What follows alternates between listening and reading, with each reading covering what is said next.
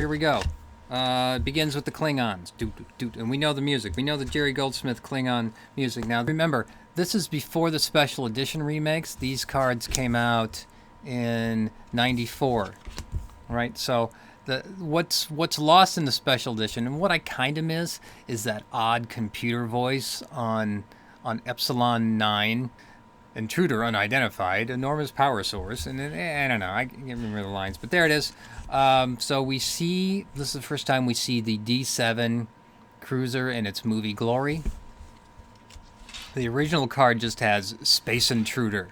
So this is, what I like about this, the special effects weren't done. So how do you get your card out when the special effects aren't ready and to try to depict V'ger? So I don't know if this is background or early artwork or not, but this apparently is the V'ger cloud.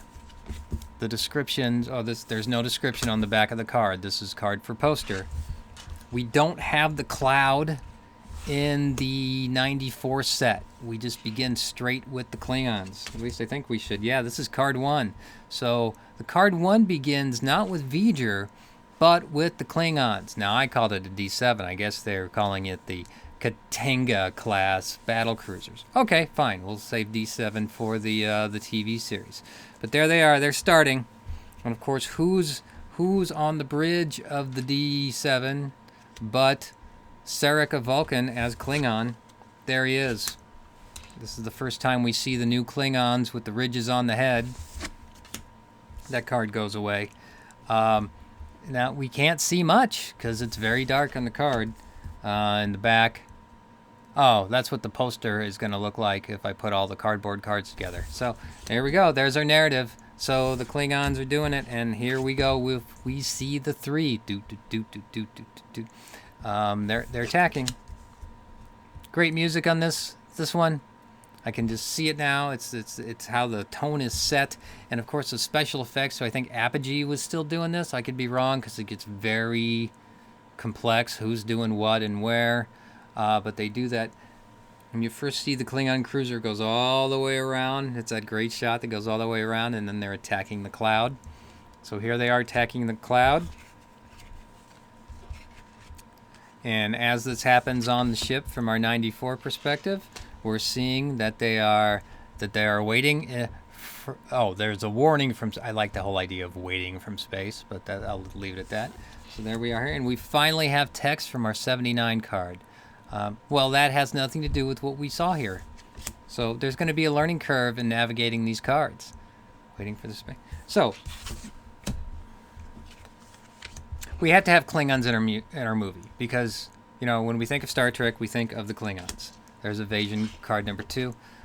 So how do we put Klingons in a movie that's clearly not going to have Klingons in it? Let's just throw 3 in and have them trying to attack this cloud in an orbit for Earth. So that's a nice way to bring in the Klingons without making it a Klingon movie. So I do appreciate that.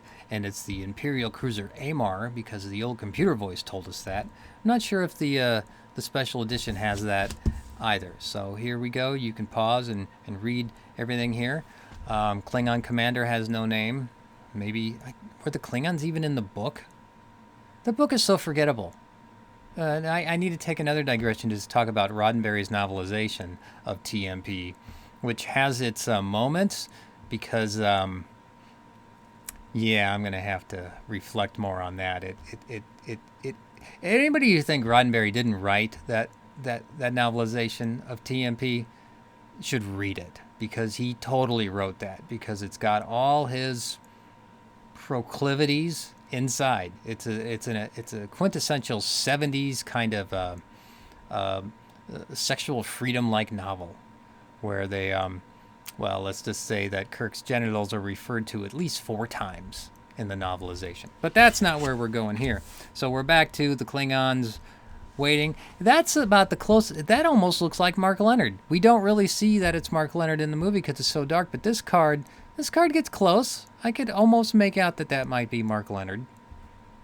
There we go. And the Klingon. And of course, the Klingons here set the stage for how we're going to see the Klingons for the next 20 some years, because this is the standard Klingon, except for the ridges. The ridges change obviously in next gen, but this is the quintessential Klingon look. Except for this slash here, that gets close to the original series. That might be an original series. Nah, I don't think so. But there we go. Now this bridge set, I think the bridge set was reused in Star Trek II as the transporter room from whatever station was in Star Trek II. What was the name of that station? It's not coming to me. I'll be. All right, so this is, in the back is all about Piercy's Kombata. Well, this is just all over the place. Oh, but I do like it gives us a pronunciation of Ilea. Ilea. An exotic alien. Oh, there's so much here. I didn't plan to do these.